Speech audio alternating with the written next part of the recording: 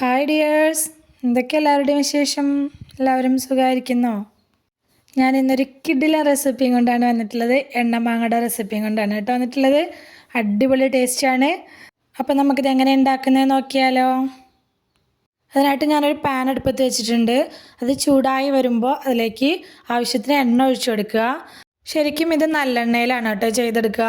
പക്ഷേ നല്ലെണ്ണയുടെ ടേസ്റ്റ് എനിക്ക് ഇഷ്ടമില്ലാത്തതുകൊണ്ട് ഞാൻ വെളിച്ചെണ്ണയിൽ തന്നെയാണ് ചെയ്തിട്ടുള്ളത്. അപ്പോൾ നല്ലെണ്ണ ഇഷ്ടമുള്ളവർ എന്തായാലും അതിൽ തന്നെ ചെയ്യാൻ ശ്രമിക്കുക കേട്ടോ. എണ്ണ ചൂടായി വരുമ്പോൾ ഞാനിതിലേക്ക് ഒരു 3 തണ്ട് കറിവേപ്പില ഇട്ട് കൊടുത്തിട്ടുണ്ട്. കറിവേപ്പില ഇട്ട് കൊടുത്തിട്ട് ഇതൊന്ന് ഇളക്കി കൊടുക്കുക.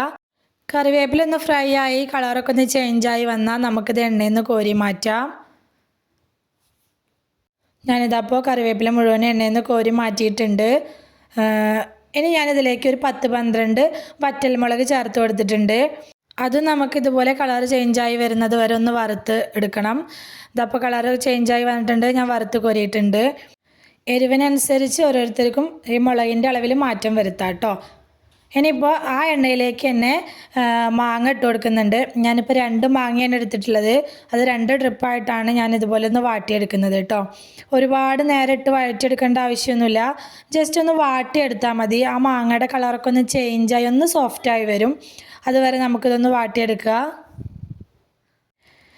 ഇപ്പം ഞാൻ 2 മാങ്ങയുടെ അളവാണ് കേട്ടോ പറഞ്ഞ് കാണിച്ചു തരുന്നത്. അപ്പോൾ കൂടുതൽ മാങ്ങയൊക്കെ എടുക്കുകയാണെങ്കിൽ കൂടുതലായിട്ട് നമ്മൾ മുളകും കറിവേപ്പില ഇതൊക്കെ നമ്മൾ കൂടുതലായിട്ട് ചേർത്ത് കൊടുക്കേണ്ടി വരും കേട്ടോ. അപ്പോൾ ഞാൻ ആദ്യം ഇട്ട് കൊടുത്ത മാങ്ങ കഷ്ണങ്ങളായിട്ടുണ്ട്, അത് കോരി മാറ്റുന്നുണ്ട്. അതേ എണ്ണയിലേക്ക് തന്നെ രണ്ടാമത് കുറച്ച് മാങ്ങ കഷ്ണങ്ങളുണ്ടായിരുന്നു, അതും കൂടി ഇട്ട് കൊടുക്കുന്നുണ്ട്. അതും ഇതുപോലെ തന്നെ ഒന്ന് വാട്ടിയെടുക്കണം. പിന്നെ സബ്സ്ക്രൈബ് ചെയ്യാതെ കാണുന്ന നമ്മുടെ കൂട്ടുകാർ ആരെങ്കിലും ഉണ്ടെങ്കിൽ പ്ലീസ് ഒന്ന് സബ്സ്ക്രൈബ് ചെയ്ത് സപ്പോർട്ട് ചെയ്യണം കേട്ടോ. കൂടെയുള്ള ബെൽ ബട്ടണും കൂടി ഒന്ന് ക്ലിക്ക് ചെയ്ത് വെക്കുകയാണെങ്കിൽ ഞാനിടുന്ന പുതിയ വീഡിയോസിൻ്റെയൊക്കെ നോട്ടിഫിക്കേഷൻ നിങ്ങൾക്ക് കിട്ടുന്നതായിരിക്കും കേട്ടോ. അതുപോലെ വീഡിയോ കണ്ടുകൊണ്ടിരിക്കുന്ന സമയത്ത് ഇഷ്ടമാവുന്നുണ്ടെങ്കിൽ മറക്കാതെ ലൈക്കും കമൻറ്റൊക്കെ ചെയ്യണം കേട്ടോ. ഇതപ്പോൾ രണ്ടാമത്തെ ട്രിപ്പ് ഇട്ട് കൊടുത്ത മാങ്ങ ഏകദേശമായി വന്നിട്ടുണ്ട്. ഇനി ഞാൻ ഇത് എണ്ണയിൽ നിന്ന് കോരി മാറ്റുന്നുണ്ട് കേട്ടോ. വളരെ സിമ്പിളായിട്ട് പെട്ടെന്ന് തന്നെ തയ്യാറാക്കി എടുക്കാൻ പറ്റുന്ന ഒരു വിഭവമാണ് കേട്ടോ. വലിയ ബുദ്ധിമുട്ടോ അല്ലെങ്കിൽ ഒരുപാട് സമയം ഒന്നും വേണ്ട, പെട്ടെന്ന് തന്നെ തയ്യാറാക്കി എടുക്കാൻ പറ്റും. അതുപോലെ തന്നെ വലിയവർക്കും കുട്ടികൾക്കൊക്കെ ഒരുപാട് ഇഷ്ടമാവുന്ന ഒരു റെസിപ്പിയും കൂടിയാണ് കേട്ടോ.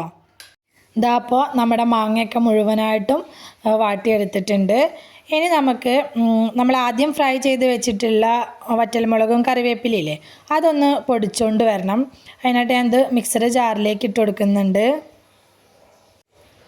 ഇതിൻ്റെ കൂടെ കുറച്ച് ഉപ്പും കൂടി ചേർത്തിട്ട് പൊടിച്ചിട്ട് വരണം കേട്ടോ. അപ്പോൾ നമ്മൾ എടുത്ത മാങ്ങയ്ക്ക് അനുസരിച്ചാണ്, മാങ്ങയുടെ പുളിക്ക് അനുസരിച്ചാണ് നമ്മളിതിൽ എത്രത്തോളം ഉപ്പ് ചേർക്കണം എന്ന് തീരുമാനിക്കുന്നത്. പുളി നല്ലോണം കൂടുതലുള്ള മാങ്ങയാണെങ്കിൽ അതിനനുസരിച്ച് ഉപ്പും കൂട്ടി കൊടുക്കണം കേട്ടോ. ഞാനിതപ്പോൾ അത് പൊടിച്ചെടുത്തിട്ട് വന്നിട്ടുണ്ട്. അത് നമുക്ക് ഈ മാങ്ങ കഷ്ണങ്ങളിലേക്ക് ചേർത്ത് കൊടുക്കുക. ഇനി കൂടെ തന്നെ നമുക്കിതിലേക്ക് 1/4 ടീസ്പൂൺ കായംപൊടി, 1/4 ടീസ്പൂൺ ഉലുവാപ്പൊടി, അതുപോലെ തന്നെ 1/4 ടീസ്പൂൺ കടുക് പൊടി. കടുക് ഒന്ന് ചൂടാക്കി പൊടിച്ചതാണ് കേട്ടോ. ഉലുവാപ്പൊടി ആണെങ്കിലും ചൂടാക്കി പൊടിച്ചതാണ്.